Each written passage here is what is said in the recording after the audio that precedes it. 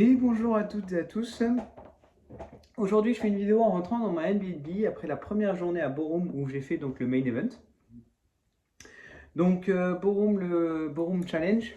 Le but c'était de faire le main event, donc il y avait 9 rounds en BO2. L'objectif c'était de faire un top 64 pour avoir une carte qui Let It Go promotionnelle et sur 1024 joueurs. Mon objectif c'était ça.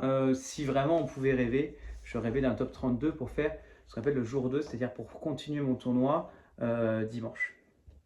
Donc je fais cette petite vidéo en retour pour vous parler de ce que j'ai vu, de mes ressentis sur ce qui a réussi, de mon deck, qu'est-ce que j'ai ressenti.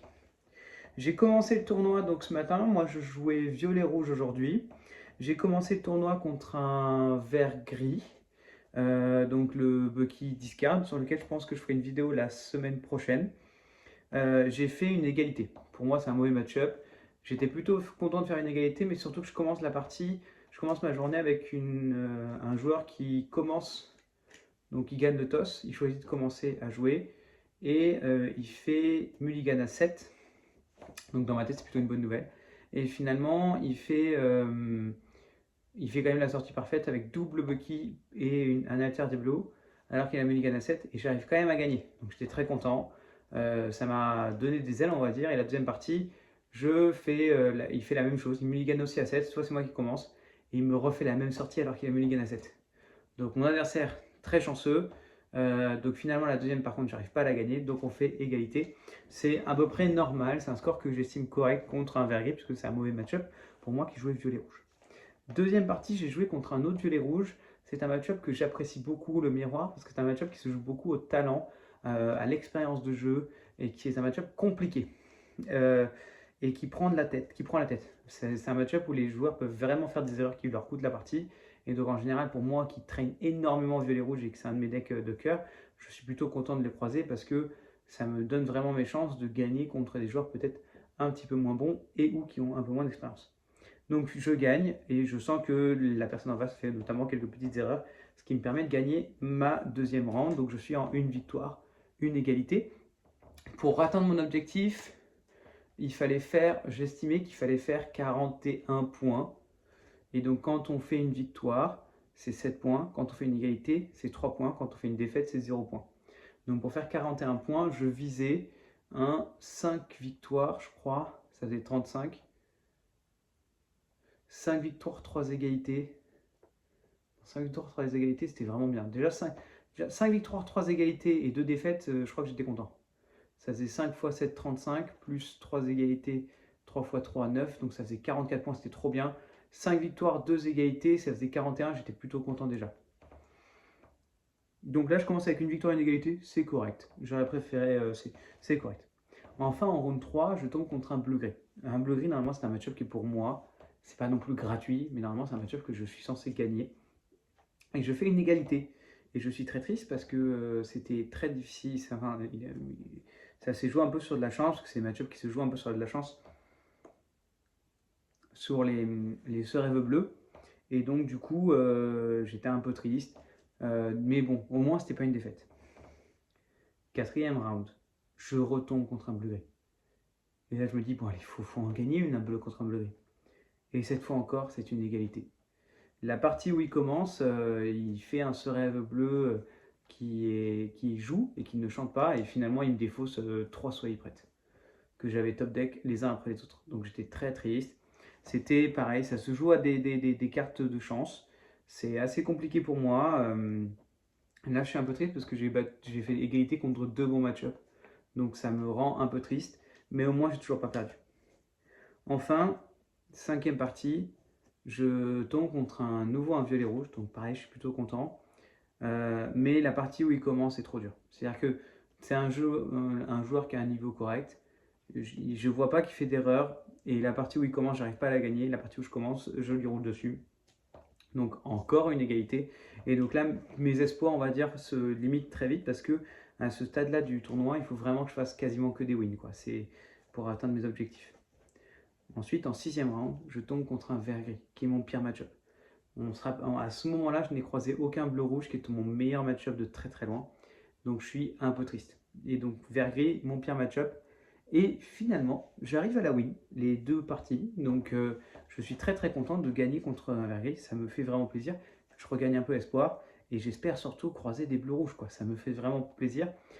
Croiser des bleus-rouges, croiser des bleus-gris à nouveau pour essayer de rattraper mes égalités. Et en septième, je retombe à nouveau sur un vert-gris. Là, c'est le troisième de la journée. Il y en avait beaucoup, mais je pense que dans les stats, il n'y en avait pas un tiers de la salle. Et donc, moi, ils ont fait un tiers de mes parties. Donc, c'était très lassant. Et là, je me fais rouler dessus. Je perds les deux fois. On arrive à ce stade.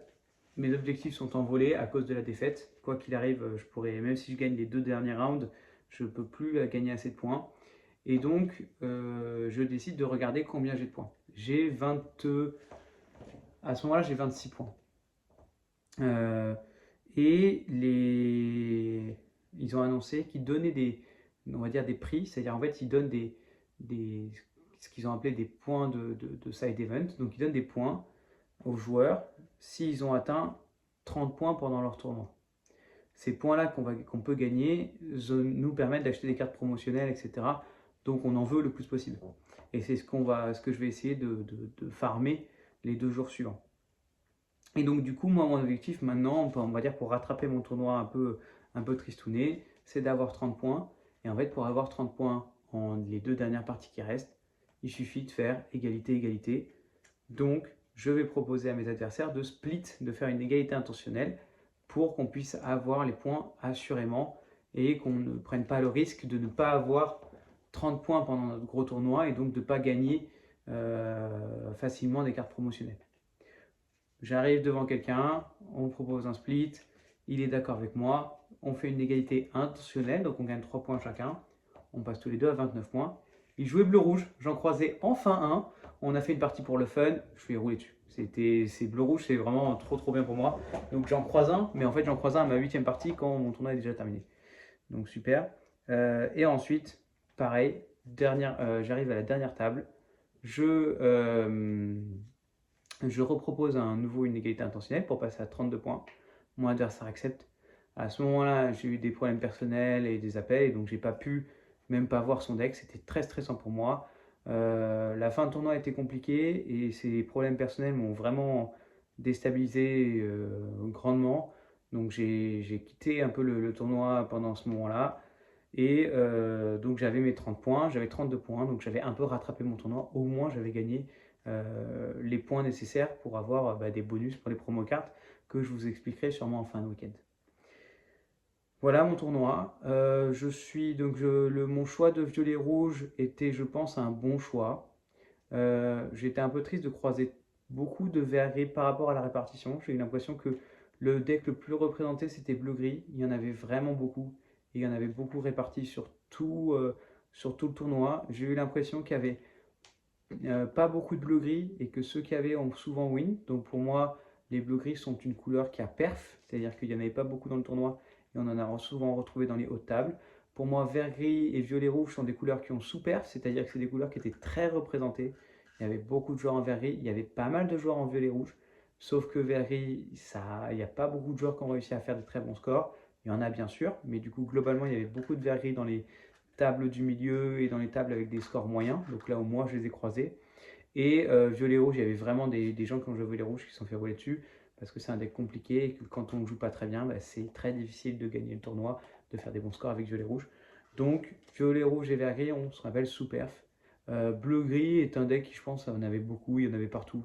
Je pense que la perf elle est mitigée.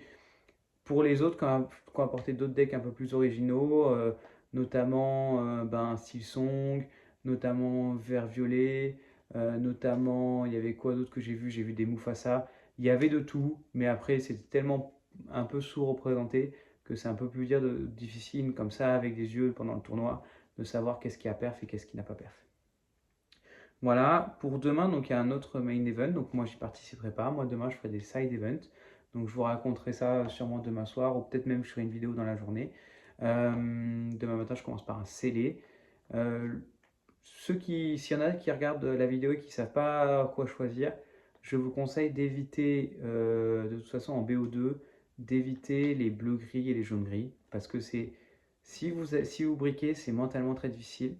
Je vous conseille d'éviter rouge-violet si vous n'êtes pas un bon joueur et que vous n'avez pas de l'expérience dessus, parce que c'est un deck qui a besoin d'être bien joué pour être fort.